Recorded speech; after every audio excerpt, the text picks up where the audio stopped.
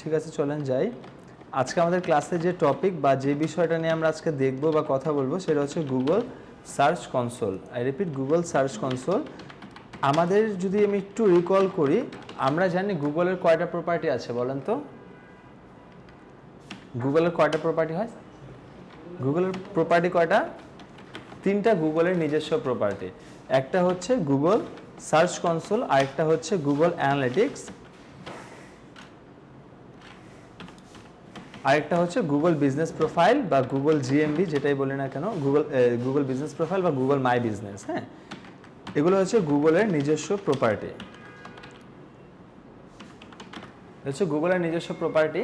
এগুলো হচ্ছে এই তিনটা হচ্ছে গুগলের নিজের প্রপার্টি। এর মধ্যে গুগল বিজনেস প্রোফাইলের ক্লাসটা আমরা দেখেছি, অ্যান্ড আজকে দেখবো সার্চ কনসোলের ক্লাসটা, অ্যান্ড গুগল অ্যানালিটিক্সের ক্লাসটা আমরা লাস্ট থার্সডে দেখবো, যেহেতু অফ পেজে আমাদের একটা টপিক বাকি আছে।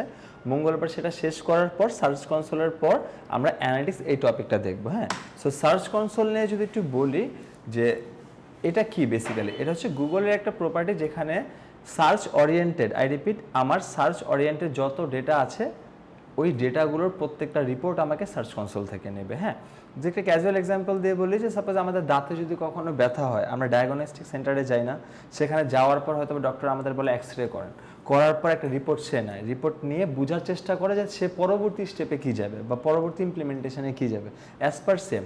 হ্যাঁ, যদি আমি বলি যে একটা ওয়েবসাইটে ডায়াগনস্টিক সেন্টার হচ্ছে গুগল সার্চ কনসোল। কীভাবে? এসইওর কয়টা পিলার আমরা জানি? পারভেজ বলেন তো। কেন তিনটা? চারটা। গুগলের এসইওর চারটা পিলার। একটা হচ্ছে রিসার্চ, রিসার্চের ক্ষেত্রে যদি বলি কিওয়ার্ড রিসার্চ করেছি, ওই কিওয়ার্ডের এগেন্সে কম্পিটিটর রিসার্চ করেছি, তারপর কিওয়ার্ড আমি ফাইনাল করেছি, আমার রিসার্চ ডান। তারপর আমাদের যে কাজটা সেটা হচ্ছে ইমপ্লিমেন্টেশন। ইমপ্লিমেন্টেশনটা কী হবে? ওই যে কিওয়ার্ডটা চুজ করলাম ওইটার প্রপার ইন্টেন্ট অনুযায়ী একটা পারফেক্ট কন্টেন্ট আমি লিখবো। ওই কন্টেন্টটা ইমপ্লিমেন্ট করার আগে কিওয়ার্ডকে প্লেসমেন্ট কয়টা জায়গায় করতে হয়? 6টা জায়গায়। 6টা জায়গায় কিওয়ার্ড প্লেস করে আমি কন্টেন্টটা পাবলিশ করে দিয়েছি, তাহলে আমার ইমপ্লিমেন্টেশন কিন্তু ডান। থার্ড পিলার কি? প্রমোশন করা। প্রমোশন করা কি এক কথা? ব্যাকলিঙ্ক, অফ পেজ বা লিঙ্ক বিল্ডিং। প্রমোশন করলাম। হ্যাঁ, প্রমোশন করার পর ফোর্থ স্টেপে যে আমরা ইভ্যালুয়েশন। তো ইভ্যালুয়েশনটা আমরা কিভাবে করব? এই সার্চ কনসোল আর গুগল অ্যানালিটিক্সের দ্বারা। যে আচ্ছা আমি যে তিনটা স্টেপ পার করে আসলাম বা তিনটা ধাপ যে পার করে আসলাম সেই কাজগুলো কেমন হলো, আমি যে কিওয়ার্ড রিসার্চ করলাম, কন্টেন্ট লিখলাম, কেমন কাজ হলো, ওই যে কাজগুলো করেছে ওটার এগেন্সে কেমন রেজাল্টস আসতেছে আমার কাছে, ওগুলো একটা প্রপার রিপোর্ট আমি পাবো। ওই রিপোর্টের মধ্যে আমি দেখার চেষ্টা করব কোন কাজটা আমার ভালো হয়েছে, আচ্ছা ওই কাজটা আমি রাখবো, কোন কাজটা আমার খারাপ হয়েছে বা ভুল হয়েছে, ওই কাজে ইমপ্রুভমেন্ট দরকার, এই সব কিছুর ডেটা আমাকে কে দিবে? সার্চ কনসোল দেবে। ফর এক্সাম্পল যে যদি আমি বলি যে গুগল আমার কোন পেজটা ইন্ডেক্স করেছে, কোন পেজটা ইন্ডেক্স করে নেই, গুগল আমার কোন কন্টেন্টটাকে রিড করেছে, কোন কন্টেন্টটা মনে করতেছে যে আপডেটেড হয়ে গেছে, হ্যাঁ আপ টু ডেটেড করতে হবে, এই সকল বিষয় আমরা সার্চ কনসোলের মাধ্যমে দেখবো। হ্যাঁ, এখন আরেকটা কথা হচ্ছে গুগল সার্চ কনসোল থেকে যে ডেটাটা দেখব, এখন গুগল সার্চ কনসোলের সাথে আমার ওয়েবসাইটটাকে কি ইন্টিগ্রেট করতে হবে না? এখন ইন্টিগ্রেশন যদি না করি সেক্ষেত্রে সার্চ কনসোলকে আমাকে কোনো রিপোর্ট দিতে পারবে, কোনো ডেটা দিতে পারবে? পারবে না কিন্তু। হ্যাঁ, তো সবার আগে আমার কাজ হচ্ছে ওয়েবসাইটটাকে গুগলের সাথে ইন্টিগ্রেট করা। সো সেটার জন্য আমরা একটু যদি যাই যে গুগল সার্চ কনসোল এই কথাটা লিখে যদি সার্চ করি, সার্চ করার পর সার্চ কনসোলে যদি আসি, আসার পর আমি স্টার্ট নাওয়ে যাব। স্টার্ট নাওয়ে যাওয়ার পর একটা হচ্ছে রিসার্চ, না না শুধু রিসার্চ ধরেন, রিসার্চ, ইমপ্লিমেন্টেশন, থার্ড ওয়ান হচ্ছে প্রমোশন, ফোর্থ ওয়ান হচ্ছে ইভ্যালুয়েশন। অফ পেজেস এক কথা। হ্যাঁ, ইভ্যালুয়েশন। ইভ্যালুয়েশন যে সার্চ কনসোল আর গুগল অ্যানালিটিক্সের দ্বারা দেখবো আমি যে তিনটা কাজ পার করে আসলাম কেমন হলো কাজগুলো, কাজগুলো কি ভালো হচ্ছে না খারাপ হচ্ছে, কোন জায়গায় ইমপ্রুভমেন্ট দরকার, এরকম। হ্যাঁ, আচ্ছা আমাদের সামনে এরকম আপনাদের সামনে এরকম ইন্টারফেস আসবে না, এটা মানে অনেকগুলো ব্যাচেরই দেওয়া, তো আপনাদের সামনে ফার্স্ট অফ অল আসবে, আচ্ছা আপনাদের সামনে এই ইন্টারফেসটা আসবে। আমরা সার্চ কনসোলে যাওয়ার পরই এই ইন্টারফেসটা দেখতে পারবো। এই ইন্টারফেসে মধ্যে থেকে আমাদের কি করতে হবে? আমাদের ওয়েবসাইটে ইনফোটা দিতে হবে। সো চলেন আমরা একটু ওয়েবসাইটে যাই। সো এখানে যদি বলি, এখানে দুইটা ওয়ে দেখাচ্ছে, একটা হচ্ছে ডোমেইন, একটা হচ্ছে ইউআরএল প্রেফিক্স। সো আমরা ডোমেইনের দ্বারা কোনোভাবে ইন্টিগ্রেট করব না। কেন করব না? ডোমেইনের দ্বারা মানে হচ্ছে ডিএনএস ভেরিফিকেশন। হ্যাঁ, ডোমেইন নেম সার্ভার ভেরিফিকেশন। এটা আমার পেন হবে জাস্ট আমার যে সার্ভারটা রয়েছে, হতে পারে নেমচিপ, হোস্টিঙ্গার, গোড্যাডি, এখন তাদের থ্রোতে যে তাদের থেকে কোড নিয়ে বসাইতে হবে, সো এটা হ্যাসেলের ব্যাপার। সো আমরা চেষ্টা করব ইউআরএল প্রেফিক্সের দ্বারা এটা কিভাবে চলেন যদি একটু আসি, এখান থেকে যদি আমরা আমাদের ওয়েবসাইট একটু খোঁজার চেষ্টা করি।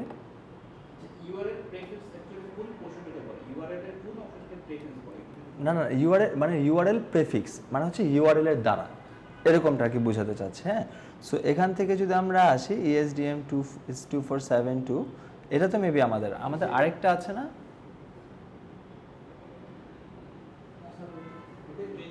একটাই তো মেবি না। আচ্ছা চলেন একটু যাই।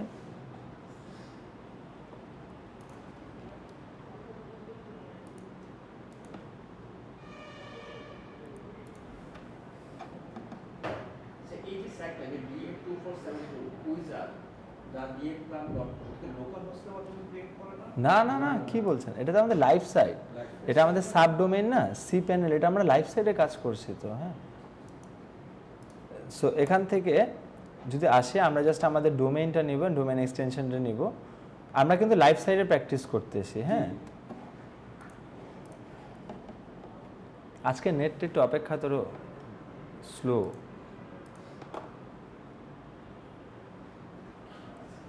কেন এখানে আসলো?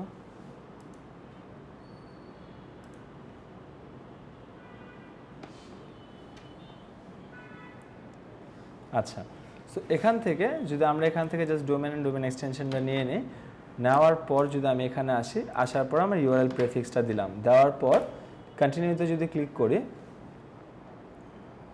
কন্টিনিউতে ক্লিক করার পর দেখেন ও কিন্তু আমাকে কিছু অপশন দিচ্ছে। কারণ কেন, এখন ধরেন আমি কি যে কারো ওয়েবসাইটের ডেটা দেখতে পারবো? পসিবলই না, বিকজ ওনারশিপ আগে ভেরিফিকেশন করতে হবে যে আমি এই ওয়েবসাইটের ওনার, তারপর যে গুগল আমাকে ব্যাকএন্ডের যত ডেটা আছে দেবে, না হলে তো আমি যে কারো ওয়েবসাইট যে কোনো কিছু করতে পারতাম। সো এখানে যদি বলি, এখানে আমাদের ওনারশিপ ভেরিফিকেশনের জন্য 5টা মেথড দিচ্ছে। হ্যাঁ, 5টা মেথডের মধ্যে লাস্টেরটা যেটা বললাম ডিএনএস, এটা আমরা করব, এটা দ্বারা কিন্তু করব না। তো উপরে 4টা আছে। এখন এতগুলো স্যার কেন দিছে? রিজনটা হচ্ছে যে কোনো কারণে একটা আমি এই ওয়েতে শুধুমাত্র ভেরিফিকেশন করলাম, কোনো কারণে এই ট্যাগটা ছুটে গেল বা ভেরিফিকেশনটা ছুটে গেল, তখন কিন্তু গুগলের সাথে আমার ওয়েবসাইটে ইন্টিগ্রেট করা নাই। এখন সেটা যদি 7 মিনিটসের জন্য হয়, 7 ডেজের জন্য হয়, 7 উইকের জন্য হয়, সেই 7 দিন 7 মিনিট 7 উইকের যে ডাটা আছে সেটা কিন্তু আমরা আর দেখতে পারবো না। মানে ওই টাইমটা যা হয়েছে, যতক্ষণ পর্যন্ত গুগলের সাথে ইন্টিগ্রেশন নাই, 7 সেকেন্ডের জন্য হইলেও 7 সেকেন্ডস আমার কি হয়েছে আমি বলতে পারবো না। তো এটার জন্য আমরা একের অধিক ওয়েতে করার চেষ্টা করব। গুগলও বলছে তুমি একের অধিক মাল্টিপল ওয়েতে করে রাখো, একটা ছুটে গেলে যেন আরেকটা দ্বারা আমি তোমার ওয়েবসাইটটাকে ট্র্যাক করতে পারি। এতটুকু বুঝতে পেরেছে? আচ্ছা, সো ফার্স্টে যেটা বলছে HTML ফাইল। হ্যাঁ, সো এদিকে যদি আসি দেখেন সে বলছে ডাউনলোড দ্য ফাইল। সো আমি এটা ডাউনলোড করলাম, করার পর বলছে আপলোড টু এই ডোমেনে আপলোড করতে বলতেছে, আর কিছু কিন্তু বলে নেই। সো অলরেডি আমি ফাইলটা ডাউনলোড করেছি, এখানে কোনোভাবে আমরা কি করব না, রিনেম করব না, কোনোভাবে রিনেম করা যাবে না, যেভাবে আছে সেভাবে। সো আপলোডটা কিভাবে করব, তখন আমার সি প্যানেলে যেতে হবে। আই রিপিট, সি প্যানেলে যেতে হবে। সো আমি একটু হোমে যাই, সি প্যানেলের অর্থাৎ কন্ট্রোল প্যানেলে আসার পর আমি একটু নিচে আসবো, ফাইল ম্যানেজার কই আছে খোঁজার চেষ্টা করব। এই যে ফাইল ম্যানেজার, সো ফাইল ম্যানেজারে ক্লিক করব।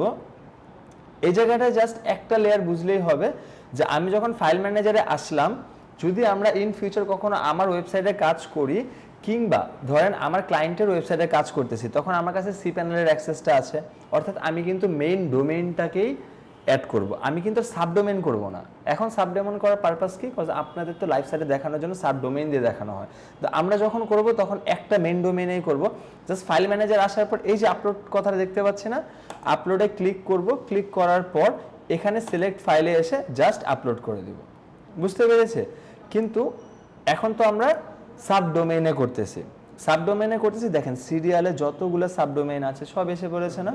সো এখান থেকে আমরা আমাদেরটা খোঁজার চেষ্টা করব। ধরেন এই যে এটা, হ্যাঁ, সো আমি এখানে প্লাস আইকনে ক্লিক করব, করার পর এই যে এখানে ক্লিক করব, করার পর এই যে আপলোড দেখতে পাচ্ছে, আপলোডে ক্লিক করব, করার পর এই যে সিলেক্ট ফাইলে আসার পর আমার ওই ফাইলটা কোথায়, এই যে ফাইলটা। হ্যাঁ, এখন দেখেন, ধরেন আমি একটু দেখাই, কোনো কারণে এটা একটু রিনেম হয়েছে, ডট হয়েছে। হ্যাঁ, কোনো কারণে রিনেম করে ফেলছি ভুলবশত। এখন যদি আমি আপলোড করি, করার পর যদি আমি এখানে ভেরিফাইয়ে ক্লিক করি, নিচ্ছে? নিবে না। আচ্ছা, চলেন আবার আমরা ফাইলটাকে ডাউনলোড করি। আচ্ছা, ডাউনলোড করেছে। সো এখন আবার যদি একটু আসে, এক্সাক্ট ফাইলটাই লাগবে, কোনোভাবে রিনেম করা যাবে না, যেহেতু HTML ফাইল কোনোভাবে রিনেম করা যাবে না। না না না, হবে না, মানে হাতে দেওয়া যাবে না, একটা ওয়ার্ড ইউজ করা যাবে না, তার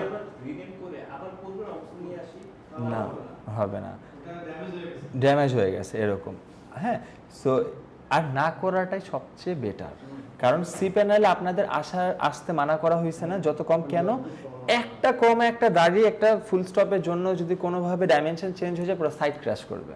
আর ওইটা ঠিক করতে মানে একদম মাথার ঘাম বের হয়ে যাবে, বিকজ নেমচিপের সাথে কথা বলতে হবে, নেমচিপ থেকে মেইল আসবে, তাকে বুঝাইতে হবে আমি প্রকৃত মালিক, আমার দ্বারা ভুল হয়েছে, সে আবার ভেরিফিকেশন করবে, সার্ভে করবে, তারপর যে আমাকে আমারটা ব্যাক করবে, অনেক টাইম লেন্থ। হ্যাঁ, আর আমার একটা টেন্সটেরও ব্যাপার, এখন নেমচিপ যদি হঠাৎ করে বলে আমি ভেরিফিকেশন করতে পারতেছি না, তোমাকে আরও কিছু ইনফো দাও, মানে একটা হ্যাসেলের অবস্থা। সো এখন যদি সিলেক্ট ফাইলে আসি, এখন এটা আমি ডাউনলোড করেছে, এটা যদি দেই, দেওয়ার পর যদি এখন ভেরিফাইয়ে ক্লিক করি, দেখেন হয়ে গেছে না এরকম। সো এখন আমি কি করেছি, সাব ডোমেনে করেছি বিধায় কিন্তু আমি এখানে ক্লিক করে তারপর করছি। মেন ডোমেনে করতে গেলে কোনো ইস্যুস আছে? সেম, ফাইল ম্যানেজারে যে জাস্ট আপলোড সেম ভাবে করে ফেলবো। হ্যাঁ, সো এক ওয়েতে কিন্তু আমার ভেরিফিকেশন ডান। এখন যদি গো টু প্রপার্টিতে আসে, তখন দেখেন আমার এই ইন্টারফেসটা আসবে। বুঝতে পেরেছি ইন্টিগ্রেট করতে পারবো। এখন আমাদের কাছে cPanel আছে নাই, কিন্তু লাইভ সাইট আছে নাই।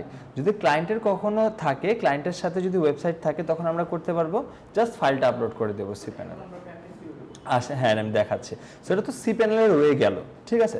এখন আমরা আরেকটা ওয়েতে ভেরিফিকেশন করব, সো এটার জন্য যদি আমরা একটু সেটিংসে না, আচ্ছা সেটিংয়ে আসি, আসার পর এই যে ওনারশিপ ভেরিফিকেশন, এখানে যদি একটু ক্লিক করি, আচ্ছা আরেকটা জিনিস দেখায় আসে, আমি একটু আগে দেখলাম না এখানে আমার অনেকগুলো প্রপার্টি আছে, বাট আমার কিন্তু সার্চ কনসোলে অ্যাকাউন্ট একটা। বুঝতে পারছি, এমন হইতে পারে না যে ফিউচারে আমি 3, 4, 5, 10টা ক্লায়েন্টের কাজ করতেছি, এটা কোনোভাবে কোনো প্রবলেম নাই যে আমি একের অধিক ওয়েবসাইট অ্যাড করতে পারবো। আমার অ্যাকাউন্টের মধ্যে আমি চাইলে অনেক ওয়েবসাইট অ্যাড করতে পারবো, চাইলে রিমুভ করে দিতে পারবো। রিমুভটা আমি দেখাই দেবো। হ্যাঁ, সো এখান থেকে ধরেন গেলাম, যাওয়ার পর আমার HTML ফাইলটা ডান। এখন আমার সেকেন্ড অপশন হচ্ছে HTML ট্যাগ। হ্যাঁ, আচ্ছা এখানে যদি আসে, দেখেন তো কি বলছে, যে copy the meta tag below and paste it into your site's home page. It should go in the head section before the first body section. অর্থাৎ ও কিন্তু আমাকে গাইডলাইন দিয়ে দিচ্ছে যে ভাই নিচের যে ট্যাগটা আছে এটা কপি করো, করার পর যে তোমার হোম পেজের যে হেড সেকশন আছে সেখানে যে হেডের মধ্যে বডির আগে জাস্ট পেস্ট করে দাও। হ্যাঁ, আচ্ছা এখন আমরা এখান থেকে কপি করব। কপি করার পর ধরেন আমরা এখান থেকে আমাদের ইন্টারফেসে আসলাম,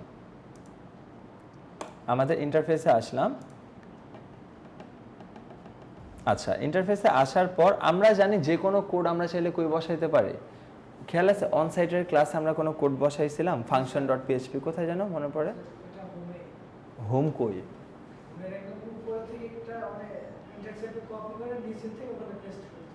হ্যাঁ, এটা কই? এই যে অ্যাপিয়ারেন্স থেকে থিম ফাইল এডিটর function.php করেছিলাম না, মনে আছে? function.php। হ্যাঁ, এই যে এখানে আসলে আমি কিন্তু আমার এখানে সব পাবো। এখানে যে header.php তে যদি ক্লিক করি, করার পর এখানে দেখেন হেড কোথায় শুরু হয়েছে, এই যে দেখেন হেডটা দেখতে পাচ্ছে,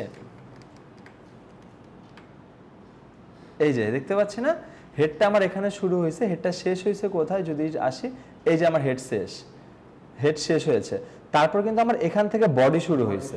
বুঝতে পেরেছি? সে কি বলছে, ভাই তুমি বডির আগে হেড সেকশনে বসা দাও হোম পেজের। সেটা হতে পারে আমি হেড সেকশনের লাস্টে বসাবো, অথবা আমি চাইলে এখানে কি ফার্স্টেও বসায় দিতে পারি। যদি এখানে আসে, এই যে চাইলে আমি এখান থেকে ইন্টারে ক্লিক করে জাস্ট এখানে পেস্ট করে কপিটা বসায় দিতে পারি। বুঝতে পেরেছে? পারা যাবে, কিন্তু হেডের মাঝখানে বসাইতে পারলে হবে, শুরু থেকে শেষের মাঝখানে যে কোনো জায়গায়। হ্যাঁ, আচ্ছা এখন আমরা তো চাইলে এখানে বসায় দিতে পারি, বাট আমরা এখানে বসাবো না। রিজনটা একটাই, বসাবো না, যার রিজন হচ্ছে আমরা তো থিমে বসাচ্ছি, থিম ফাইল এডিটর, থিমের হেডে বসাচ্ছি। এখন কোনো কারণে ইন ফিউচারে থিমটাকে আপডেট নিতে পারে না, আমরা যেই থিমটাই নিতেছি, এখন যখন থিমটা আপডেট নেবে তখন কিন্তু আমার কোডটা সরে যাবে। আর যদি কোডটা সরে যায় তখন প্রবলেমটা কি হবে, ওই যে বললাম ইন্টিগ্রেশন ছুটে গেলে 7 সেকেন্ডের জন্য হোক, 7 মিনিটের জন্য হোক, 7 সপ্তাহের জন্য হোক, ওই 7 সপ্তাহ 7 মিনিট 7 সেকেন্ডের জন্য আমরা কি হয়েছে ওয়েবসাইটে কিছু জানতে পারবো না। ইউজার ভিজিটর কই আসলো, কই গেল, কি করলো না করলো, কোনো ডেটা কিন্তু আমরা পাবো না। সো এটার জন্য আমরা কি করতে পারি, এটার জন্য আমরা একটা প্লাগইন ইনস্টল করব, হ্যাঁ, যেটার নাম হচ্ছে হেডার অ্যান্ড ফুটার। হ্যাঁ, মানে ইনসার্ট হেডার অ্যান্ড ফুটার আমরা একটা প্লাগইন ইনস্টল করব।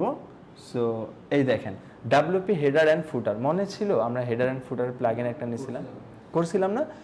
এই সেটিংসে যাব, যাবার পর আমি এই হেডারের মধ্যে, এই যে হেডারের মধ্যে ট্যাগ ম্যানেজার, আচ্ছা এটা করা হয়নি, হ্যাঁ, এটা আমার একটা ভুল হয়েছিল।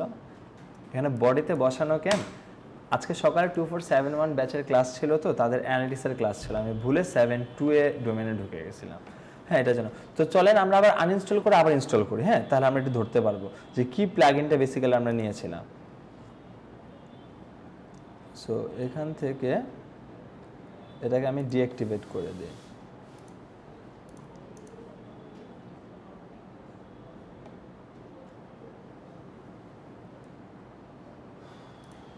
ডিঅ্যাক্টিভেট করার পর এখান থেকে ডিলিট করে দেয়।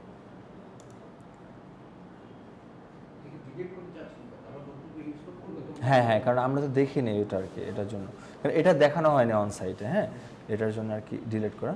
চলেন আমরা প্লাগইনসে যাব। অ্যাড প্লাগইনসে আসার পর WP হেডার অ্যান্ড ফুটার বা ইনসার্ট হেডার অ্যান্ড ফুটার, হ্যাঁ, WP হেডার অ্যান্ড ফুটার এটা লিখে সার্চ করার পর WP code insert header footer and custom, এটাতে আমরা যাব না। স্নিপ কোড এটাতে আমরা যাব না, আমরা সহজটাতে যাব, ইনসার্ট হেডার অ্যান্ড ফুটার্স। হ্যাঁ, এটাতে যদি ইনস্টল করি, করার পর এটা যদি আমি একটু অ্যাক্টিভেট করি, না চ্যালেঞ্জ কেন, ওইটাতে দেখা যাচ্ছে কিন্তু অনেক কিছু। হ্যাঁ, আমাদের এত কিছু লাগবে না, জাস্ট আমি হেডার, বডি, ফুটার এই 3টা পার্ট পাইলে হবে। এখান থেকে snip code plus custom code তো আমার প্রয়োজন নেই, এরকম কোডের কাজ যত এড়ায় চলা যায়। এটা হচ্ছে কথা। আর যেখানে পুরো মুখস্থ, তাহলে এই যে ধরেন একটা ব্যাকএন্ডে যখন আমি থিম ফাইল এডিটরে গেলাম, ওইখানে যেগুলো আসছে সব কিছু কি আমরা বুঝতে পারছি? কিছুই বুঝতে পারিনি। ইভেন তো আমরা ফর ট্রুলি স্পিকিং আমরা যখন মেন্টর প্যানেলে আসি, এখনও আমার যেটা প্রয়োজন হয়নি ওটা আমি রিসার্চও করিনি, যে আচ্ছা এই কোড কেন, এই কোড রিসার্চই করি না, মানে যত দূর এড়ায় চলা যায় এরকম। বাট যেগুলো লাগবে ওগুলো আপনাদের যেভাবে দেখানো হবে সেভাবে করবেন, কোনো প্রবলেম হবে না, জাস্ট একটু সিনসিয়ারলি করলেই হবে। আচ্ছা, এখান থেকে যদি আমি আসি WP হেডার অ্যান্ড ফুটার, দেখতে পাচ্ছি সেটিংসে আসবো। সেটিংসে আসার পর দেখেন কি সুন্দরভাবে হেডার আলাদা, বডি আলাদা, ফুটার আলাদা। মজার বিষয় হচ্ছে এটার, আপনি এটার হেডারে চোখ বন্ধ করে বসিয়ে দেন, আলাদা কোনো পার্টিকুলার পেজ আর কিছু না, পুরো হেডারে চলে যাবে। বডিতে বসায় দেন কোড, পুরো বডিতে চলে যাবে। হ্যাঁ, সো আমি এখান থেকে যখন কপি করে দিলাম, অ্যান্ড এটা সবচেয়ে বেনিফিট হচ্ছে থিম আপডেট হোক, আমার টেমপ্লেট আপডেট হোক, আমার যে কোনো কিছু আপডেট হোক, প্লাগইন কোনো কিছু হবে না, আমার কোড সরতেছে না। আচ্ছা, আমি যখন আপডেট দিয়ে দিয়েছে, সেভ চেঞ্জেস যদি করি, এখন একটু চলেন তো দেখি, এখন একটু ভেরিফাই যদি আসে, দেখেন সাকসেসফুলি ভাবে কি আমার ভেরিফিকেশন ডান না। সো এই দুইটা ওয়েতে কি করেছি, আমরা ভেরিফিকেশন করে ফেলেছি। হ্যাঁ, এখন যদি একটু বলি যে আরো দুইটা ভেরিফিকেশন তো তাহলে স্যার আছে, Google analytics and Google tag manager. এই দুইটা ভেরিফিকেশন আমরা গুগল অ্যানালিটিক্সের উপর বেস করে একটা পুরো টোটাল ক্লাসই আছে, আমরা এই দুইটা ভেরিফিকেশন তখন দেখব। বাট এই দুইটা ভেরিফিকেশন আমরা করতে পারবো, ঠিক আছে? আচ্ছা, গেল। সো এখন আর আমাদের সি প্যানেলে কোনো কাজ নেই। সো আমরা যদি একটু লগ আউটে চলে যাই,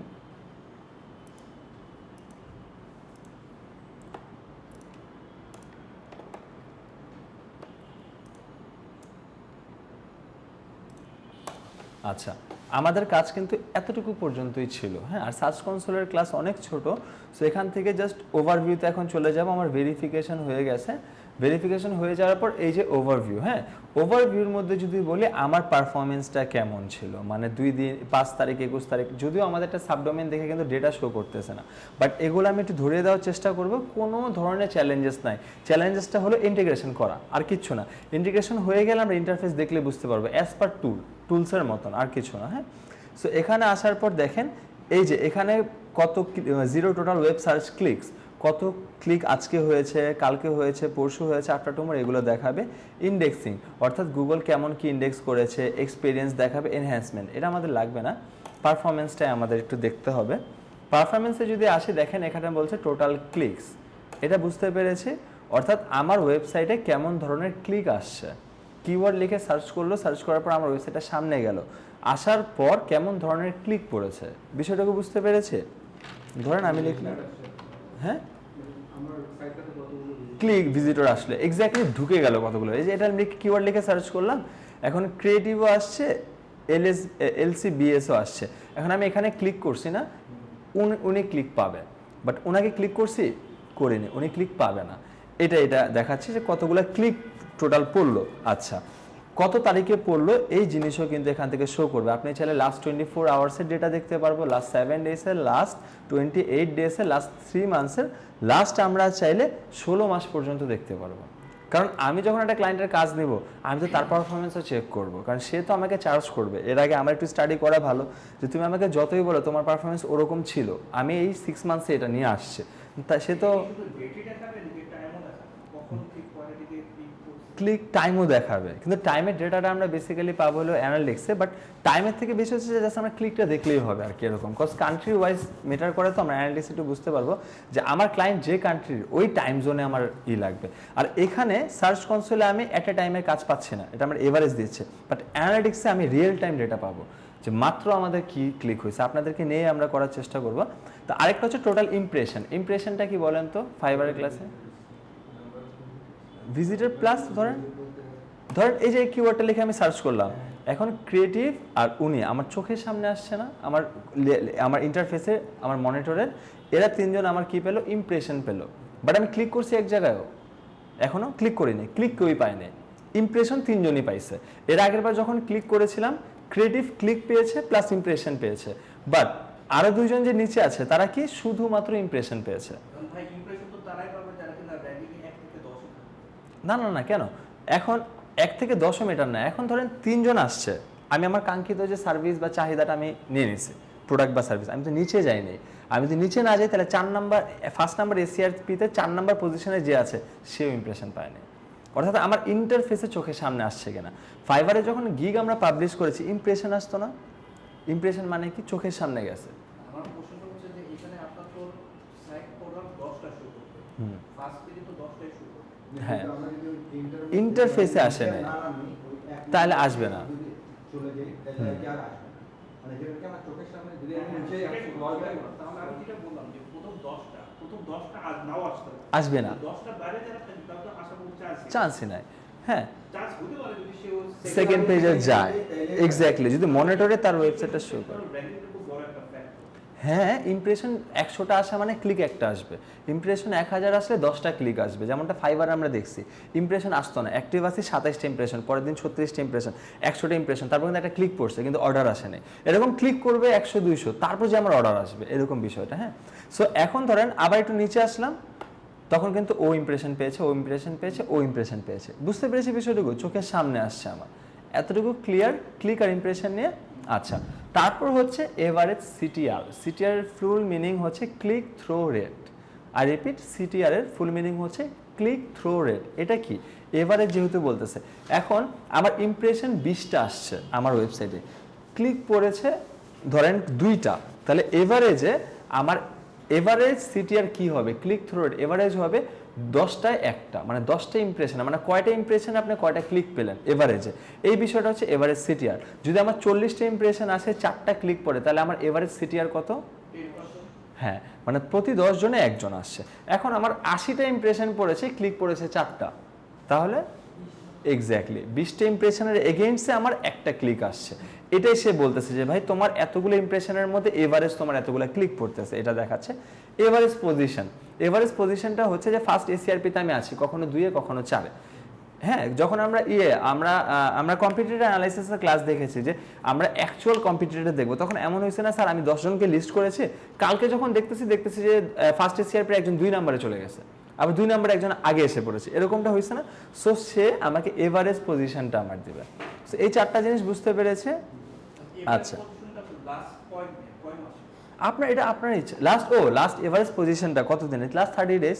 আমরা যখন আমরা যখন লাস্ট দেখেছিলাম সার্চ ভলিউমে, খেয়াল আছে আমরা লাস্ট 30 ডেজে দেখেছিলাম। এবারে যা দেখাবে আপনাকে 1 মাসে দেখাবে, এটা সবসময় মনে রাখবে আমাদের ইন্ডাস্ট্রিতে। হ্যাঁ, আরেকটা বিষয় হচ্ছে দেখেন, search by web, image, video, news কিভাবে আসছে, কোন সোর্সে সার্চ করে আসছে, অর্থাৎ ইমেজের মধ্যে ক্লিক করে অন্য কোনো প্ল্যাটফর্ম থেকে কি আসছে নাকি, আমার ওয়েবসাইটের একটা সোশ্যাল মিডিয়া প্ল্যাটফর্ম একটা সাইট থাকতে পারে না, ওইখান থেকে ক্লিক করে আসছে নাকি, ভিডিও নাকি নিউজ থেকে আসছে। কম্পেয়ারে যদি আসি, ওয়েবের সাথে ইমেজের, ভিডিও, নিউজ আমরা এভাবে কম্পেয়ার করতে পারবো। হ্যাঁ, এখানে আরও ফিল্টার আছে, page by, query by, device by. এখানে ডিভাইসে যদি ক্লিক করি, মোবাইল দ্বারা কয়জন আসছে, এখানে ক্লিক করলে মোবাইলের দ্বারা আসবে, ট্যাবলেটের দ্বারা কয়জন আসছে, ডেস্কটপের দ্বারা কয়জন আসছে, এগুলো আমরা ট্র্যাক করতে পারবো। কম্পেয়ারে যদি আসে, ডেস্কটপের সাথে মোবাইলের যদি কম্পেয়ার করি, যে ডেস্কটপের দ্বারা মোবাইলে কেমন আসছে, মোবাইলের দ্বারা ডেস্কটপে কেমন আসছে, এটা একটা গেল। কোয়ারিতে যদি আসি, কোয়ারি কন্টেনিংয়ে যদি আসি, যে এক্সপোর্ট কোয়ারি, মানুষজন কী কী লিখে সার্চ করলো। এমন হইতে পারে না যে আমার যে কিওয়ার্ড ওইটাতে লিখে সার্চ করেনি, অন্য একটা কিওয়ার্ড লিখছে, বাট সে আমার ওয়েবসাইটে পেয়েছে এবং সে এইভাবে আসছে, তাহলে আমি কি করতে পারবো বলেন তো, ওই কিওয়ার্ডটাকে টার্গেট করতে পারবো। সো আমরা কিওয়ার্ড রিসার্চের আইডিয়াও কিন্তু এখান থেকে নিয়ে নিতে পারবো। এই যে যদি আসে, এই বিষয়টুকু বুঝতে পেরেছে না, ডিভাইস, পেজ, কোয়ারি। পেজে হচ্ছে কোন পেজে কেমন থাকলো, এরকম। একটা মিনিট সময়। সো ইনসাইটসটা যেটা, এটা একদম নিউ আসছে, এটা তেমন একটা এফেক্ট পড়তেছে না, বাট এমন না যে এফেক্ট পড়বে না, সামনে এফেক্ট পড়বে, যেহেতু গুগল আনসার স্বাভাবিক কথা। আরও ইন ডিপ বোঝানোর জন্য ওই যে যেমনটা বললেন না, যে কেমন ধরনের টাইমে কেমন ধরনের ক্লিক হয়েছে, ওই বিষয়গুলো। সো পারফরমেন্সের অ্যাড ফিল্টারের বিষয়টুকু বুঝতে পেরেছি না আমরা মোটামুটি? আচ্ছা, এতটুকু বুঝতে পারলে এই দেখেন, কোয়ারিস মানে হচ্ছে কিওয়ার্ড, কোয়ারি মানে হচ্ছে জানতে চেয়েছে। আমরা বলেছিলাম না কিওয়ার্ডের সংজ্ঞায়, যে মানুষজন কি লিখে তোমাকে সার্চ করতে পারে, এটা একটা কোয়ারি, খোঁজার জন্য। সো এইখানে আমি কিওয়ার্ডের আইডিয়া পাবো, কি কিওয়ার্ড লিখে কোন পেজটা তার সামনে শো করেছে, কোন কান্ট্রি থেকে সে সার্চ করেছে, কোন ডিভাইস থেকে সে সার্চ করেছে, সার্চ অ্যাপিয়ারেন্স, ডেট, সব কিছু আমি পাওয়া যাবে। এই দেখেন কত ডেটের মধ্যে কি সার্চ হয়েছে, কতটা ক্লিক পড়েছে, কতটা ইমপ্রেশন পড়েছে, ইচ অ্যান্ড এভরিথিং। বুঝতে পেরেছি বিষয়টুকু? আচ্ছা, তারপর হচ্ছে ইউআরএল ইন্সপেকশন, যে আপনি চাইলে ইউআরএল দিয়েও চেক করতে পারবো, অর্থাৎ আমার যদি 3টা 4টা অনেকগুলো ওয়েবসাইট থাকে, এখান থেকে দেখতে পারবো, এটা লাগবে না। ইন্ডেক্সিং, এদিকে যদি আসি পেজেস, মানে আমাদের টোটাল কাজটা, মেন কাজটা পারফরমেন্সে। আর সার্চ কনসোল আমাকে কিওয়ার্ডের ভালো ডেটা দেয়। সবার আগে মাথায় রাখবো, আমি একটা ক্লায়েন্টের কাজ করতেছি না, ক্লায়েন্টের কাজ নিয়েছি, সবার আগে কিন্তু সার্চ কনসোলের ডেটা নেবো। মানে গুগলের 3টা প্রপার্টির ডেটা আমরা সবার আগে নেব, যে ভাই তোমার সার্চ কনসোল, অ্যানালিটিক্স আর গুগল বিজনেস প্রোফাইলের ডেটা দাও। অ্যাক্সেসটা নেব, নেওয়ার পর ও তো জানে না তো কিছু, আমি সার্চ কনসোল থেকে কিওয়ার্ডের আইডিয়া নেব, বোঝার চেষ্টা করব কোন কিওয়ার্ডটা কেমন সার্চ হইতেছে, অলরেডি সে র্যাঙ্ক করতেছে, আর একটু ইনপুট দিলে ফার্স্ট এসিআইপিতে চলে যাবে, ওই কিওয়ার্ডের আইডিয়াগুলো ওকে দেবো। অ্যান্ড ও ফার্স্টেই চাইবে, আমি বলবো একটু টাইম দাও, আমাকে রিসার্চ করে বলতে দাও, তারপর ওই কিওয়ার্ডগুলো লিখবো, কারণ অলরেডি এই কিওয়ার্ড লিখে মানুষজন ওকে পাচ্ছে, এই হচ্ছে বিষয়টা। হ্যাঁ, তার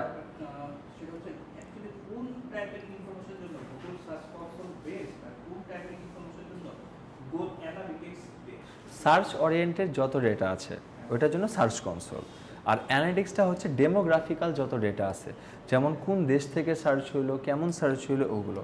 সো অ্যানালিটিক্সের ক্লাসটা যখন করবো তখন একটু বুঝতে পারবো। কিন্তু সার্চ ওরিয়েন্টেড, যেমন এতক্ষণ আমরা যা দেখলাম, বলেন তো পারফরমেন্সে কেমন সার্চ হলো, কোথায় ক্লিক পড়লো, কোথায় ইমপ্রেশন পড়লো, সার্চ ওরিয়েন্টেড যত ডেটা সব সার্চ কনসোল থেকে। হ্যাঁ, সো ইন্ডেক্সিংয়ে যদি আসি, পেজেস, এমন আমরা ওয়েবসাইট অডিটের ক্ষেত্রে দেখেছিলাম না ইন্ডেক্সিং, সাইট ইন্ডেক্সিং, তখন আমরা একটা কথা বলেছিলাম না, আমরা চেক করতে পারি সাইট কোলন দিয়ে, বাট আমি তো 100% শিওর না যে আমার ক্লায়েন্টের ওয়েবসাইটে অ্যাকচুয়ালি কতগুলো পেজ আছে।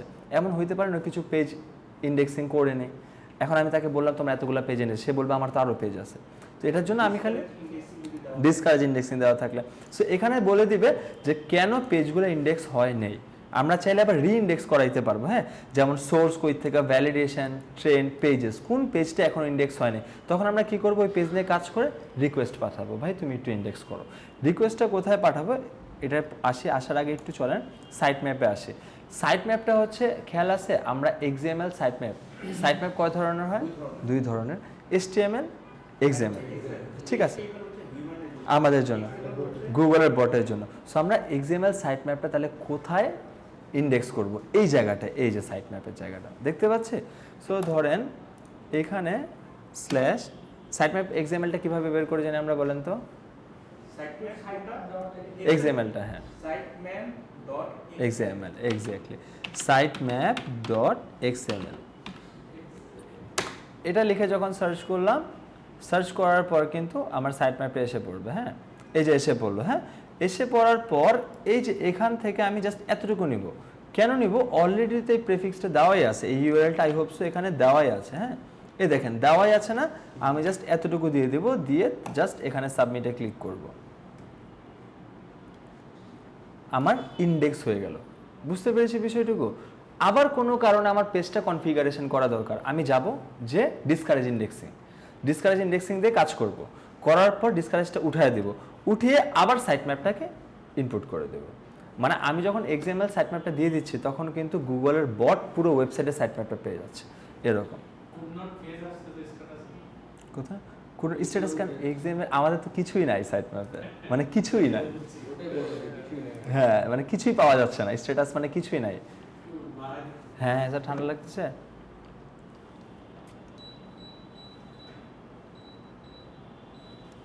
ঠিক আছে সো তারপর হচ্ছে রিমুভালস হ্যাঁ এখন কথা হচ্ছে কোনো কারণে গুগল আপনার কোনো কন্টেন্ট বা কোনো পেজ মেমোরিতে রাখে না আমরা কন্টেন্ট রাইটিংয়ে পড়েছিলাম না যে কন্টেন্টটাকে আপডেট করতে হয় না হলে কী হয় গুগল যদি দেখে এক কন্টেন্টে বসে আছে সে কিন্তু ফল করে দেয় গুগল একদিন পর আসে 3 দিন পর আসে ওই কথাটা মনে আছে 3 মাস পর আসে ওইটাই এই যে দেখেন আউটডেটেড কন্টেন্ট 3 মাসেও যদি কোনো আপডেট না আসে গুগল মনে করে এই কন্টেন্টটা আউটডেটেড হয়ে গেছে নতুন কোনো ইনফো নাই তখন কিন্তু সে কোন আউটডেটেড কোন কন্টেন্টগুলো সে ভুলে গেছে এখানে দেখা যাবে যে এই কন্টেন্টগুলো সে ভুলে গেছে টেম্পোরারি রিমুভালস এই টেম্পোরারি রিমুভালসে এসে এই কন্টেন্ট যেটা ইন্ডেক্স করে নেই সেটা আমি এখানে ইউআরএলটা দিব নিউ রিকোয়েস্ট এই যে ইউআরএলটা দেব ওই পার্টিকুলার পেজের ইউআরএলটা দিয়ে তাকে আবার নেক্সটে ক্লিক করব যে রিমুভ করে দেবো যে ভাই তুমি রিমুভ করে দাও তোমার এটা আবার একটু নতুন করে ইন্ডেক্স করো তারপর নিউ রিকোয়েস্টে দিলে সে যে আবার একটু রিকোয়েস্ট করবে বুঝতে পেরেছি বিষয়টুকু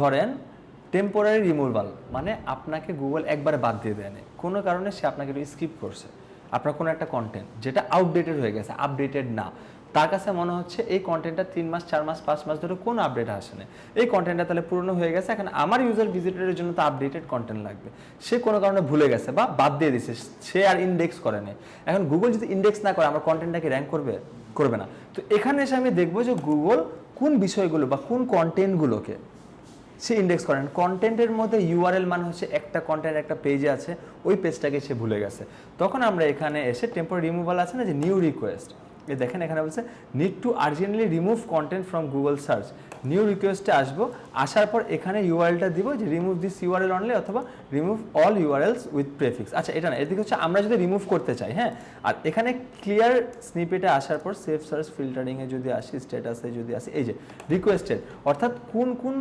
জিনিসগুলো আমরা রিকোয়েস্ট করেছি এই বিষয়গুলো দেখতে পারবো এখান থেকে আমরা নিজেরা চাইলে রিমুভ করতে পারবো বাট আমরা কখনোই রিমুভ করব না হ্যাঁ না এখানে ইন্টারফেসে আগে ছিল যে রিমুভ করার না আগে ছিল যে করার ইন্ডেক্স করার এখন টেম্পোরারি রিমুভাল দিয়ে দিছে আমরা কোনো কারণে রিমুভাল করবো না হ্যাঁ রিমুভাল করবো কখন একটা কন্টেন্টের পেজে আমি হাত দিচ্ছি ওই পেজটা নিয়ে আমি কাজ করতেছি আন্ডার কনস্ট্রাকশনে আছে তখন যদি গুগলের বট আসে তখন কি ভালো হবে না খারাপ হবে খারাপ হবে কারণ আমি তো আন্ডার কনস্ট্রাকশনে মানে আমার ধরেন এখানে যদি আসে ধরেন এখান থেকে যদি আসে এখানের মধ্যে এখন আমি ডিজিটাল মার্কেটিংয়ের পেজটাতে কাজ করতে চাচ্ছি এটার মধ্যে আমি কন্টেন্ট লিখবো আমার টাইম লাগবে না 3 4 5 6 দিন ধরে ধরে চেঞ্জ করবে H1 টেচ1 সব কিছু এখন কোনো কারণে গুগল যদি এই অবস্থাতে আসার পর যদি দেখা যায় কাজ চলতেছে প্রক্রিয়াধীন তাহলে কিন্তু প্রবলেম তখন আমরা তাকে বলবো যে ভাই আপাতত যে টেম্পোরারি রিমুভাল আপাতত তুমি ভাই এই ইউআরএলটা আপাতত রিমুভ দিস ইউআরএল অনলি শুধুমাত্র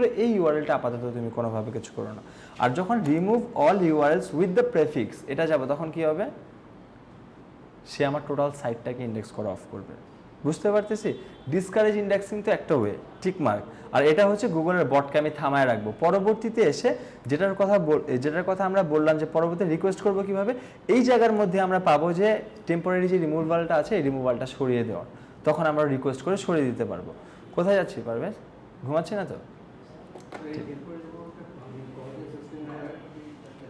যত দিন না পর্যন্ত আমি আবার উঠায় দিতেছি এরকম। হ্যাঁ, না না না না, এমনটা করবে না। হ্যাঁ, পার্মানেন্ট রিমুভ করবে, এটা আমার হাতে। না না, এটা করবে না। কারণ কেন, গুগল আমাদেরকে যথেষ্ট টাইম দেয়। তার একটাই কথা, বাবা ভাই প্রপার ওয়েতে আসো, মানে তুমি আমাকে জানায় করো, ইস্যুস আমি পেনাল্টি দিব না। আর আমরা বলেছিলাম না যে গুগল অনেক আপডেট আনে, মার্কেটিং ইন্ডাস্ট্রিতে অনেক বেশি চেঞ্জেস হয় প্রতি বছর। আমাদের ক্লাস আছে আপডেটে নিয়ে, সরি, তখন আমি বুঝিয়ে দেওয়ার চেষ্টা করবো বা বলার চেষ্টা করবো যে অ্যাকচুয়ালি আমরা জানি যে আপডেটেড থাকতে হবে, এটা আমরা জানি। কই থেকে আপডেট নিতে হবে এই বিষয়ে আমরা জানি, এটা কিন্তু প্রপার ক্লিয়ার না। কই থেকে গুগল আপডেটের কথা বলতেছে, হ্যাঁ। সো ওই বিষয়টা হচ্ছে এখানে যে গুগল জুলাই মাসে প্রতি বছর আপডেট দেয়, কোর আপডেট দেয়, যে তুমি এই জিনিস করো, এই জিনিস করবা না, এই জিনিস করলে র্যাঙ্ক দেবো, এই জিনিস করলে পেনাল্টি দেবো। সে সাথে সাথে কোনো ধরনের পেনাল্টি দেয় না, সে 6 মান্থস পর্যন্ত টাইম দেয়। টাইম দেওয়ার পর যে তোমরা, আমি আপডেট দিছি, পরে বুঝো, বুঝে ইমপ্লিমেন্ট করো। জানুয়ারি থেকে সে পেনাল্টি দেওয়া শুরু করে, গণহারে পেনাল্টি দেওয়া শুরু করে এরকম। সো কখনোই গুগল করে না, গুগল বলতেছে প্রত্যেকটা প্রপার ওয়েতে করো, সে ফোর্সফুলি পছন্দ করে না এরকম। হ্যাঁ,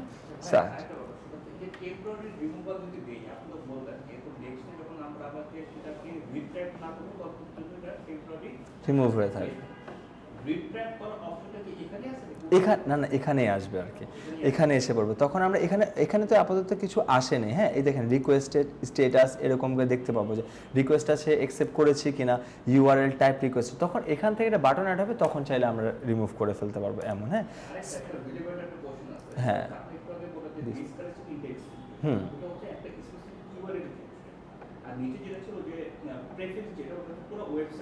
হুম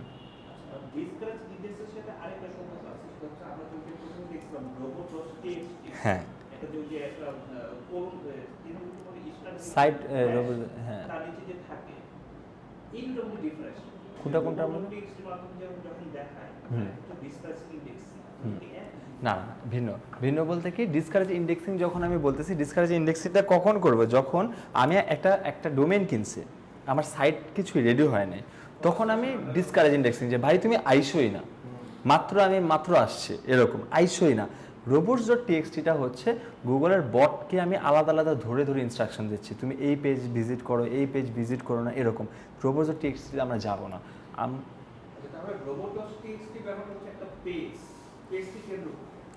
না না না, হ্যাঁ পুরো ওয়েবসাইটকে কেন্দ্র করে এরকম। হ্যাঁ, কিন্তু তো এতটুকু যদি বুঝলাম, তাহলে আমরা যখন ডিসকারেজ ইন্ডেক্সিংয়ে গেলাম, তাহলে এখানে এসে আমি কেন রিমুভাল করব?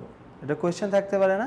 সো কোয়েশ্চেনটা এটার জন্য যে আমরা তো সাইট ডিজাইনই করিনি, তখন ডিসকারেজ ইন্ডেক্সিং মানে কোনোভাবে ইন্ডেক্স করো না। কিন্তু একবার সাইট ইন্ডেক্স করছে গুগল, তার মেমোরিতে আছে যে DM2472 নামের একটা সাইট প্রপার্টি আছে, তারপর যে আমি তাকে ধরে ধরে বলতেছি এই পেজে আইসো, এই পেজে আইসো না, তখন আমি সার্চ কনসোলের কাজ করব। বুঝতে পেরেছি বিষয়টা?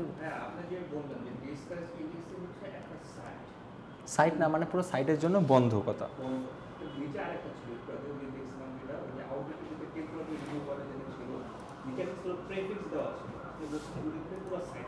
হ্যাঁ হ্যাঁ,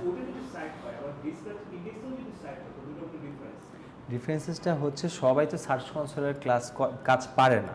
হ্যাঁ, যদি আমি বলি মার্কেটারের কাজ কিন্তু সার্চ কনসোলের না। হ্যাঁ, সার্চ 3 ধরনের যেমন কাজ আছে, 3 ধরনের মার্কেটারও আছে। যারা ধরবেন একদম নতুন টাইপের মার্কেটার, তারা ফাইবার বা বিভিন্ন মার্কেট প্লেসে এট এ টাইমের কাজ করে, $20, $30, $40, $50 জন্য কিওয়ার্ড রিসার্চ করে দিবে।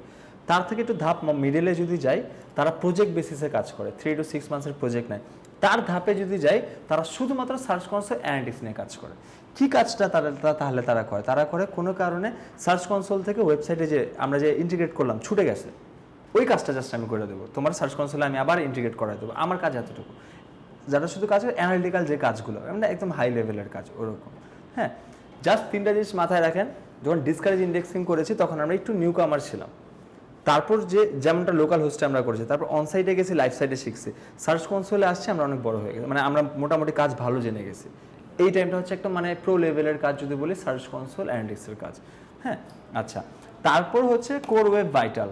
এটার উপরে আমাদের বেসিক্যালি ক্লাসই আছে, যে কোর ওয়েব ভাইটাল আপডেট। হ্যাঁ, মডিউলের মধ্যে দেখবেন যে Amazon associate plus update Google, এমন একটা ক্লাস আছে। সো ওইটা হচ্ছে কোর ওয়েব ভাইটাল আপডেট। ওই যে বললাম একটু কোর আপডেট দেয় জুলাইয়ের মধ্যে। এখন আপনার ওয়েবসাইটের মধ্যে দেখেন গুগল কত হেল্প করে আমাদের, নিজে তো একবার আপডেট দেয়। আমরা তো আপডেট খুঁজলাম, আবার সে সার্চ কনসোল আপনার প্রপার্টিতে কোনো কারণে কোনোটা পেনাল্টির চোখে মানে সন্নিকটে আছে, সে আগে থেকেই বলে দেবে যে ভাই এই জায়গাটার মধ্যে মোবাইলে ডেস্কটপে তোমার এই প্রবলেম হইতেছে, ঠিক করো, না হলে কিন্তু আমি খুব তাড়াতাড়ি পেনাল্টি দিয়ে দেবো এরকম। তারপর হচ্ছে এটা আমাদের লাগবে না, সিকিউরিটি অ্যান্ড ম্যানুয়াল অ্যাকশনস। তারপর হচ্ছে লিঙ্কসে কিছুই না, কোন মানে এটা হচ্ছে আমার কি বলেন তো, লিঙ্ক দেখে কোনো কিছু মনে পড়ছে? এক্সটার্নাল লিঙ্ক, হ্যাঁ এক্সটার্নাল লিঙ্ক আমার থেকে বাইরে গেল, অর্থাৎ আমার ব্যাক লিঙ্কের ডেটাগুলো দিচ্ছে। আমি যে ব্যাক লিঙ্কগুলো করেছি সেগুলোর কি অবস্থা, সেগুলো ভালো না খারাপ, ওগুলো এখানে সে দেখাবে। তারপরে কিছুই নেই, দেন হচ্ছে ডিরেক্ট অ্যাচিভমেন্টসে, এটা কিছু নেই, এটা হচ্ছে অ্যাচিভমেন্টসে। সো এতটুকু পর্যন্ত প্রপার বুঝতে পেরেছে। আমাদের টোটাল কাজটাই থাকবে পারফরমেন্সে, কারণ একবার যখন আপনি ইন্টিগ্রেট করে ফেলছেন ওটার ঝামেলা হবে না, আমরা বারবার যে রিমুভাল করবো না। হ্যাঁ, কারণ কেন, আমরা চাইলে সাইট ডিসকারেজ ইন্ডেক্সিং দিয়েও করতে পারি, একবার কাজ কমপ্লিট করার না পর্যন্ত আমরা ইন্ডেক্সিংয়ে যাবো না। ক্লায়েন্ট যখন বলবে ক্লায়েন্টকে বলেই দিব যে ভাই এই প্রবলেম, আমি কিন্তু ইন্ডেক্সিং থেকে সরাই ফেলতেছি, আমি আমার কাজ করে তখন আবার করবো। আবার একটা কথা, আমার কিন্তু রিমুভাল যদি দিয়েও রাখি আমার কিন্তু 5-10 দিনেও লাগার কথা না। কেন, আমি কন্টেন্ট লিখবো, কন্টেন্ট লিখে কই করবো, আমি তো একটা ওয়ার্ড ফাইলের মধ্যে কন্টেন্ট আছে। এখন আমি ইমপ্লিমেন্ট করার আগে অবভিও আমি প্যান্থিয়নে হোক, হ্যাঁ জ্যাম্পে হোক, আমি ফার্স্টে কিন্তু ওইগুলোর মধ্যে কন্টেন্টটাকে ইউটিলাইজ করার চেষ্টা করবো যে ইউএসটিএসইউ গ্রিন হচ্ছে কিনা বা কাজগুলো হচ্ছে কিনা। যখন সব ওকে হয়ে গেছে তারপর যে আমি লাইফ সাইডে কাজ করব। একটা ডেভেলপারে কিন্তু লাইফ সাইডে সরাসরি হাত দেয় না প্রথমে, মানে প্র্যাকটিস বলতে কি, মানে সে দেখবে এই কাজটা হবে কি হবে না, সে আগে প্র্যাকটিস পারপাসে দেখে কাজ হয়েছে, মানে ইউএসটিএসইউ গ্রিন, সব কিছু গ্রিন, তারপর সেম জিনিসটাই সে আবার লাইফ সাইডে ইমপ্লিমেন্ট করে। এটা মেবি লোকাল হোস্টের ক্লাসে বলেছিলাম যে কোনটা দাড়ি কমা মিস্টেক হলে 5 সেকেন্ডের জন্য সাইট ক্র্যাশ করলে হয়তো বা আমাদের সাইটে, ধরেন ফর এক্সাম্পল ক্রিয়েটিভ দিয়ে বুঝাচ্ছে, আমাদের ক্রিয়েটিভের সাইটটা যদি 5 মিনিটের জন্য ক্র্যাশ করে, আহামরি কি কোনো প্রবলেম হবে? না, কারণ ওয়েবসাইটের দ্বারা কি কোনো সেল হচ্ছে না, এটা তো মানুষ জানতে আসতে আসতে করছে। 5 মিনিটের দ্বারা কোনো ধরনের এফেক্ট পড়ে না। হ্যাঁ, 5 ঘন্টা হলে একটা প্রবলেম, বাট চিন্তা করেন অ্যামাজন, আলিবাবা 5 সেকেন্ডের জন্য যদি ক্র্যাশ করে, 5 মিনিটও না, ওর 5 কোটি টাকার উপরে সেল নষ্ট হয়ে যাবে, 5 কোটির উপরে সেল নাই। সো একটা ডেভেলপার কখনো লাইফ সাইটে হাত দেয় না, আমরা কখনো হাত দিব না। আমরা ফ্রি সাইট ডিজাইন করতে জানি, ওইটাতে সব কিছু করবো, ভুল করবো, ভাঙবো গড়বো, যখন দেখবো ওকে এটা তো এভাবে করতে হইতেছে ওকে, তখন সেম কপি পেস্ট করে ফেলবো। এটাই হচ্ছে কাজটা। সো পারা যাবে আমাদের ইন্টিগ্রেশন করাটা। সো সার্চ কনসোল অ্যানালিটিক্সের ক্লাসটা খুবই ছোট, কিছু না, জাস্ট আমাদের ইন্টিগ্রেশনটা দেখতে হবে। হ্যাঁ, আর ইসের মধ্যে অ্যানালিটিক্সে আমরা আপ টু প্রো লেভেলে দেখবো, যেটা হচ্ছে ট্যাগ ম্যানেজার। ট্যাগ ম্যানেজারের নাম কি শুনেছি? গুগল ট্যাগ ম্যানেজার, দেখবেন এটা একটু হায়ার লেভেলের কাজ। হ্যাঁ, ট্যাগ কোনো কারণে ট্যাগ রিমুভ হয়ে গেছে, ট্যাগটাকে আবার বসানো। আমরা যেমন ফার্স্টে কী করলাম, থিম ফাইল এডিটরে গেলাম, থিম ফাইল এডিটরে কোনো ধরনের কোড বসাবো না, কারণ কেন, থিম আপডেট হইলে। তারপর আমরা কোথায় গেলাম, তারপর আমরা ইনসার্ট হেডার ফুটারে গেলাম, হেডারে বসালাম। এখন ওই জায়গায় আমরা বসাবো না, কেন, যখন একটা কোনো কোড বসে একটা সাইট কিন্তু ভারী হয়, ট্র্যাকিং কোড যেটাকে বলি। এখন কি সার্চ কনসোল বা অ্যানালিটিক্স আমার ওয়েবসাইটকে ট্র্যাক করতেছে না, কোডের দ্বারাই তো ট্র্যাক করতেছে ইন্টিগ্রেট হওয়ার পর। একটা ট্র্যাকিং কোড আপনি যেখানেই বসান না কেন ও কিন্তু ভারী হয়ে যায়, ট্র্যাকিং কোডের কিন্তু একটা ভারী আছে। তো আমরা চেষ্টা করবো ট্যাগ ম্যানেজারে সব কোড বসাবো, অটোমেটিক্যালি ওয়েবসাইটের সাথে ইন্টিগ্রেশন করে ফেলবো, এটা আমরা দেখবো ইনশাল্লাহ। হ্যাঁ, সো আজকের ক্লাস নিয়ে কারো কোনো কোয়েশ্চেন্স আছে?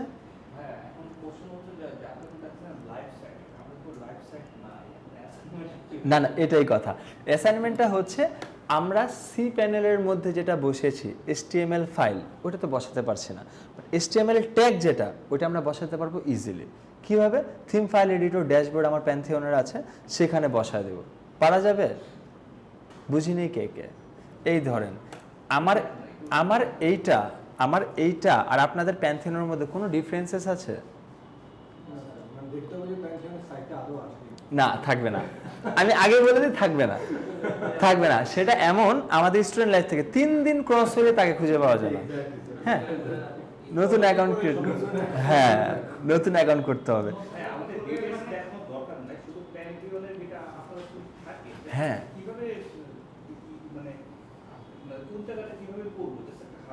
হ্যাঁ, ধরেন এই যে দাঁড়ান একটা একটু ফ্রেশ করে ফেলে, আমার এগুলো ভালো লাগে না। আচ্ছা, আমাদের এই যে ড্যাশবোর্ডটা না, সেম ড্যাশবোর্ড প্যান্থিয়নে আছে, ওকে, কারণ এক্সট্রা থিম যদি প্যান্থিয়নে সিলেক্ট হয়ে যায় আমার টেনশন নাই, এত বড় থিম যদি ফ্রি সাইডে ওকে হয়ে যায় আমার টেনশন নাই। আমরা কই যাব? থিম ফাইল এডিটরে যাব না? নিয়ে নিবে, মানে অ্যাস্ট্রা বা জেনারেট প্রেস নিয়ে নেবে, এটা তো থিম, হ্যাঁ নিয়ে নেবে। আর এটা 100% থাকার কথা। আমি তো আপনাদের যখন প্যান্থিয়ন দেখাইছি দুইটাই এই যে কোনো একটা থিম রাখবো, দুইটাই নেয় ঠিক না? ও মানে দুইটা ওয়েবসাইট আছে, এটাই দুইটাই নিবে। সো অ্যাস্ট্রাটা যেহেতু নিয়ে নিছে, তারপর আমরা কি করব, জাস্ট প্লাগ ইনসে আসবো, কিচ্ছু না। কোথায় গেল প্লাগ ইনসে আসবো, আসার পর ইনসার্ট হেডার ফুটার, মনে আছে না যেটা দেখালাম, ওই হেডার ফুটারটা জাস্ট ইনস্টল করব, করে অ্যাক্টিভেট করব, করে সেটিংসে আসবো। সেটিংসে আসার পর এটার হেড সেকশনে বসা দেবো, কোনটা, HTML ট্যাগটা। বুঝতে পেরেছি? একদম ইজিয়েস্ট, কোনোভাবে পেন নিয়ে না, ভিডিওটা খালি একবার দেখবেন, করবেন না, জাস্ট থ্রলিভাবে দেখবেন, মানে অ্যাজ এ মুভি দেখার মতো, যা কিছু বল।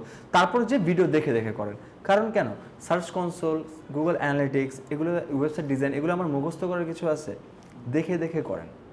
যদি 2 বছর না 5 বছর পরও কোথাও আটকে যায় কাজ করতে, যে সিআইটি আছে ইনশাল্লাহ, যতদিন আছে, আমি যতদিন আছি, ভিতরে থাকি বাইরে থাকি, সম্পর্ক তো আই হোপ সো ইনশাল্লাহ থাকবে।